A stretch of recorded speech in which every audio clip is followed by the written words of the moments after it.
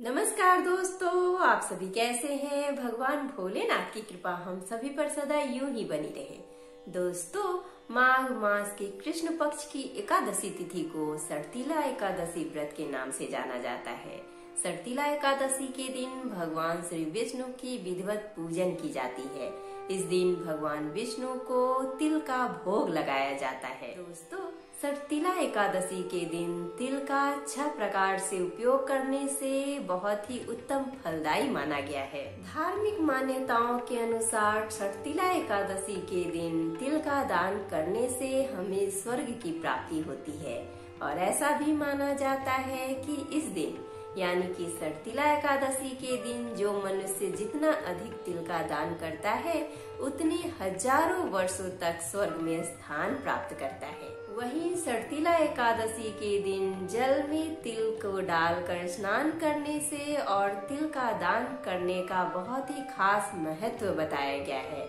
ऐसे में दोस्तों, सड़तीला एकादशी के महत्व को बताते हुए आज के वीडियो में हम सड़तीला एकादशी व्रत कथा के साथ साथ इस दिन भगवान विष्णु की किस तरह से पूजन करें कि उनका विशेष कृपा हमें प्राप्त हो, साथ ही साथ सड़तीला एकादशी व्रत के करने का क्या फल मिलता है वह जानेंगे।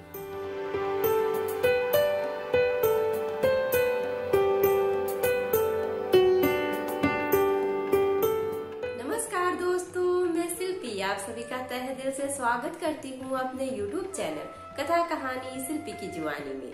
दोस्तों, इस चैनल के माध्यम से मैं आप सभी को हर तरह की कथा और कहानी सुनाऊंगी।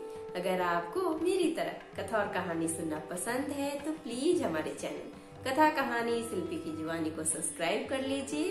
और हाँ दोस्तों, अगर आपकी भी कोई कथा और कहानी है जो मेरी जुबानी सुननी है तो हमें कमेंट बॉक्स में कमेंट करके जरूर बताइएगा। तो चलिए दोस्तों, बैठे बैठे क्या करें, करना है कुछ काम। सुनते हैं आज के वीडियो में सड़तीला एकादशी व्रत कथा लेके भगवान श्री विष्णु का नाम। हिंदू धर्म में एकादशी का व्रत महत्वपूर्ण स्थान रखता है। प्रत्येक वर्ष 24 एकादशियां होती हैं।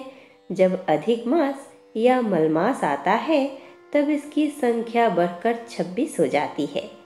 पद्म पुराण में एकादशी का बहुत ही महात्म्यता बताया गया है एवं इसकी विधि विधान का भी उल्लेख किया गया है। पद्म पुराण के ही एक अंश को लेकर हम सड़तीला एकादशी का श्रवण और ध्यान करते हैं। अब आइए दोस्तों, हम सड़तीला एकादशी कथा सुनते हैं। नारद मुनि त्रिलोक भ्रमण करते हुए भगवान विष्णु के धाम वैकुंठ पहुँचे। वहां पहुंचकर उन्होंने वैकुंठपति को प्रणाम करके उनसे अपनी जिज्ञासा व्यक्त करते हुए प्रश्न किया कि प्रभु, सड़तीला एकादशी की क्या कथा है और इस एकादशी को करने से कैसा पुण्य मिलता है। देवर्षि द्वारा विनीत भाव से इस प्रकार प्रश्न किए जाने पर लक्ष्मीपति भगवान विष्णु ने कहा, प्राचीन काल में पृथ्वी पर एक ब्राह्मणी रहती थी। ब्राह्मणी मुझमें बहुत ही श्रद्धा एवं भक्ति रखती थी। यह स्त्री मेरे निमित्त सभी व्रत रखती थी। एक बार इसने 1 महीने तक व्रत रखकर मेरी आराधना की। व्रत के प्रभाव से स्त्री का शरीर तो शुद्ध तो हो ही गया, परंतु यह स्त्री कभी ब्राह्मण एवं देवताओं के निमित्त अन्न दान नहीं करती थी। अतः मैंने सोचा कि यह स्त्री वैकुंठ में रहकर भी अतृप्त रहेगी। अतः मैं स्वयं एक दिन भिक्षा लेने पहुंच गया। स्त्री से जब मैंने भिक्षा की याचना की तब उसने एक मिट्टी का पिंड उठाकर मेरे हाथों पर रख दिया। मैं वह पिंड लेकर अपने धाम लौट आया। कुछ दिनों पश्चात वह स्त्री भी देह त्याग कर मेरे लोक में आ गई। यहाँ उसे एक कुटिया और आम का पेड़ मिला। खाली कुटिया को देखकर वह स्त्री घबराकर मेरे समीप आई और बोली कि मैं तो धर्मपरायण हूँ, फिर मुझे खाली कुटिया क्यों मिली है। तब मैंने उसे बताया कि यह अन्नदान नहीं करने तथा मुझे मिट्टी का पिंड देने से हुआ है। मैंने फिर उस स्त्री से बताया कि जब देव कन्याएं आपसे मिलने आए तब आप अपना द्वार तभी खोलना जब वे आपको सटतिला एकादशी के व्रत का विधान बताए। स्त्री ने ऐसा ही किया और जिन विधियों को देव कन्याओं ने कहा था उस विधि से ब्राह्मणी ने सटतिला एकादशी का व्रत किया। व्रत के प्रभाव से उसकी कुटिया अन्न धन से भर गई। इसीलिए हे नारद, इस बात को सत्य मानो कि जो व्यक्ति इस एकादशी का व्रत करता है और तिल एवं अन्य दान करता है उसे मुक्ति और वैभव की प्राप्ति होती है। हालांकि हमारे शास्त्रों में कहीं भी व्रत करने का प्रावधान नहीं है। इस तरह से भगवान श्री विष्णु ने नारद जी को सटतिला एकादशी व्रत की महात्म्य सुनाया। अब आइए दोस्तों, हम सटतिला एकादशी के दिन किस तरह से भगवान श्री विष्णु की पूजा करें कि हमें उनका आशीर्वाद प्राप्त हो, उसका विधान जानते हैं। व्रत विधान के विषय में जो पुलस्त्य ऋषि ने दलभ्य ऋषि को बताया वह यहाँ प्रस्तुत किया गया है। ऋषि कहते हैं कि माघ का महीना पवित्र और पावन होता है। इस मास में व्रत और तप का बड़ा ही खास महत्व होता है। इस माह में कृष्ण पक्ष में आने वाली एकादशी को सटतिला कहते हैं। सटतिला एकादशी के दिन मनुष्य को भगवान विष्णु के निमित्त व्रत रखना चाहिए। व्रत करने वालों को गंध, पुष्प, धूप, दीप, तांबूल सहित विष्णु भगवान की षोडशोपचार से पूजन करना चाहिए। उड़द और तिल मिश्रित खिचड़ी बनाकर भगवान को भोग लगाना चाहिए।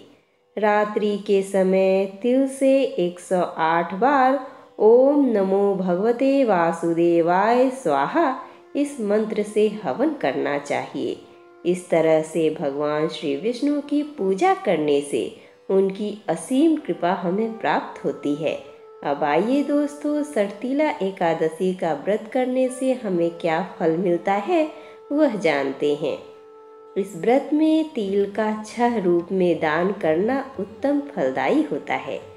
जो व्यक्ति जितने रूपों में तिल का दान करता है उसे उतने 1000 वर्ष स्वर्ग में स्थान प्राप्त होता है। ऋषिवर ने जिन 6 प्रकार के तिल दान की बात कही है वह इस प्रकार है। पहला है तिल मिश्रित जल से स्नान, दूसरा है तिल का उबटन, तीसरा तिल का तिलक, चौथा तिल मिश्रित जल का सेवन, पांचवा तिल का भोजन, छठा तिल से हवन। इन चीज़ों का स्वयं भी प्रयोग करें और किसी श्रेष्ठ ब्राह्मण को बुलाकर उन्हें भी इन चीज़ों का दान दे। इस प्रकार जो सटतिला एकादशी का व्रत रखते हैं भगवान उनको अज्ञानता पूर्वक किए गए सभी अपराधों से मुक्त कर देते हैं और पुण्य दान देकर स्वर्ग में स्थान प्रदान करते हैं। इस कथन को सत्य मानकर जो भगवत भक्त यह व्रत करता है उनका निश्चित ही प्रभु उद्धार करते हैं। इस तरह से सटतिला एकादशी का व्रत हमें अवश्य करना चाहिए। भगवान श्री विष्णु की कृपा अपने भक्तों पर सदा बनी रहती है। हमारे साथ बोलिए, ओम नमो भगवते वासुदेवाय नमः।